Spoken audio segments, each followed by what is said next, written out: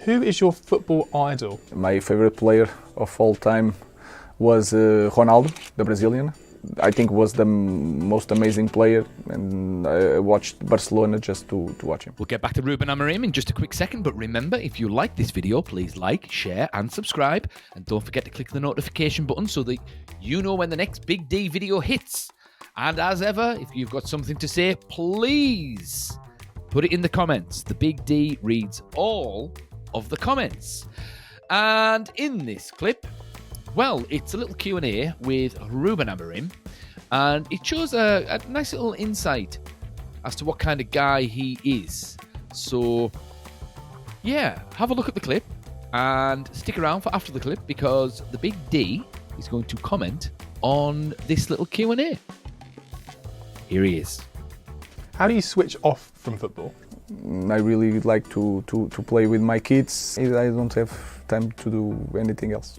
What makes Old Trafford so special? The way they support us, even when you are losing in the bad moments. So I think that is the most special thing, and also the history. I really like the history of our club. What is the proudest moment in your career? I was a champion in Portugal with my club since I was a kid, Benfica. But then I went to the rival Sporting as a coach, and I felt a really good connection. It's really strange to explain the situation, but I think my first title as a coach was my proudest moment. Excluding football, what is your favourite sport? Oh, that is hard. I play roller hockey. I think you have that here, but we kill you English guys all the time. But I really like any sports. I take a lot of ideas from American football. I'm starting enjoying baseball. I'm trying to disconnect from football with different sports. Who is the best Portuguese footballer of all time?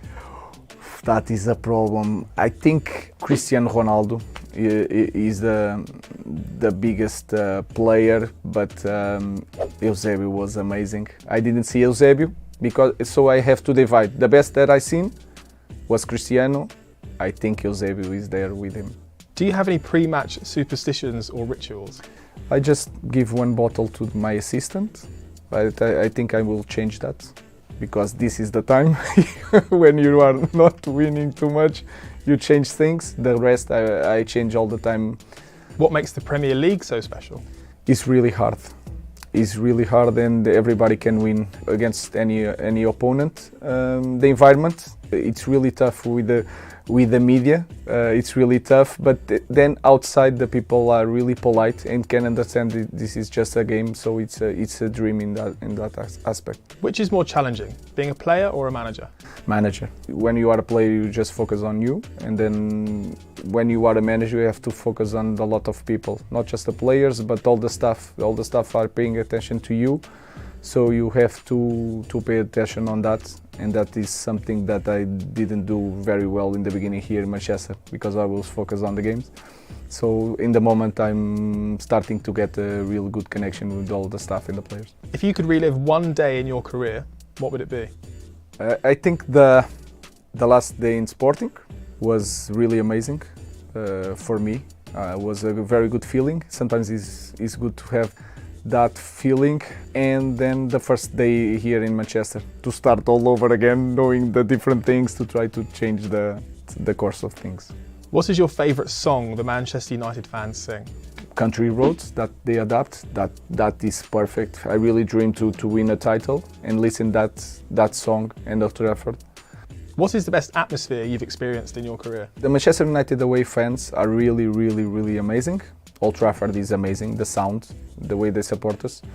But I have to say that in Sporting, when we lose the first game, the next stage of Champions League against City, the last one that we lost 5-0, the way they support us in the end was the best moment that I lived with supporters. What is the most important attribute a footballer needs to succeed? They have to be humble, and they have to be open to learn. And then everything will be okay. What one piece of advice would you give to aspiring young footballers? Understanding that the life changes really quick. It's really hard to explain to the young kids that this is going to go really fast. So enjoy it and work hard. When you reach now he's 40. The best part of your career is over, and then you cannot do anything to change that. If you could invite anyone in the world to watch Manchester United at Old Trafford, who would you choose? Sir Alex Ferguson. He already called me to give me some advices. When you meet Manchester United fans, what is the most common thing they say to you? They say one thing that is really strange for me. That is, you are doing a good job. And it's so hard to understand sometimes. When I listen to them, it's really important for me. How do you celebrate a win? I really like to go to the dressing room. It's my moment, and I'm really enjoying. People think that I'm going there, I'm thinking about the game, because press conference, in the end, you are still playing the game and preparing the next one. But I'm really enjoying that minutes alone. Who would you consider your greatest mentor? The coach I learned the most is Jorge Jesus. I was suspended 2 times with the same coach, but I have to say that I learned a lot from him. Who is your best friend in football? Hugo Viana is the new director of Manchester City, and Nuno Gomes, an international football player from Portugal. If you were not a football manager, what would you be? I never had a plan B. I will be a football manager in the lower division, and then I had another work doing something else. I would be a football manager. Well, Ruben Amorim, life must be an absolute whirlwind for this guy at the moment. I kind of feel sorry for him a little bit, because he's been thrust into the spotlight from footballing obscurity, so to speak, and he's had to hit the ground running with a squad that doesn't know how to play his system, with temperamental players and the dreaded Man United microscope and all of these top sides in the Premier League absolutely bending United over and just pumping them for 3 points. And everything's just thrown at him. But not only that, he does interview after interview after interview after interview, and he's always got a smile on his face. Well, I'd say 75% of the time anyway, despite the fact that United are crap. You got to give it to him. He seems like a really genuine bloke with a lot of integrity. He's honest, he tells the truth, and it's good that the fans understand that he's up against it. It's good. I mean, the Big D hopes it works. He does. And that he's given enough time to build a side, and the team starts winning because, well, we can't keep on chopping and changing managers. We just can't. So the Big D hopes he does well. But whether or not he does well is a different kettle of fish. I've said this before in other videos. I think he's got till October of this year.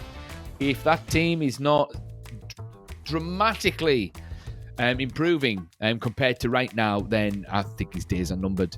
But one way or the other, I really hope he does well. Yeah, I mean, he seems really open, really honest, really approachable. He's almost like, I mean, obviously he's got his own very specific tactics, right? So he's a lot like, say, Mourinho in that sense. And Mourinho was kind of one of his mentors as well, I'm led to believe. Doesn't say that in this clip, obviously, but I think I've watched it on something when he first took over at Manchester United. But he's very personable as well. He seems to have that sort of Solskjaer personable touch that Ollie had, which is a good thing, because you can't have... The thing is with Ten Hag was very much a tactician, and he didn't seem to be, I don't know, easy to talk to. I mean, I could be wrong. He might have been the nicest, funniest guy on the training pitch. I don't know. But Ruben Amorim just seems a little bit warmer, you know. And a lot of the great managers, they always had an approachability about them, or at the very least, you could talk to them, and they were always open. Whether or not you were scared to go and speak to them or not, it was a different kettle of fish. But you could talk to them, and they knew how to manage people. They understood the communication side of things. And Alex Ferguson himself does speak very specifically about the number one attribute that he had that allowed him to be successful as a football manager, and he said it was communication. And Ruben Amorim communicates very, very well. I'm looking forward to going the match next week. I'm going the Arsenal match on Sunday, and then I'm going to the Sociedad game as well after that. So it's an interesting opportunity to see how we get on. Because, I don't know, can things get any worse? I'm saying that, but they're playing at the moment, and I'm dreading looking at the score. But yeah, and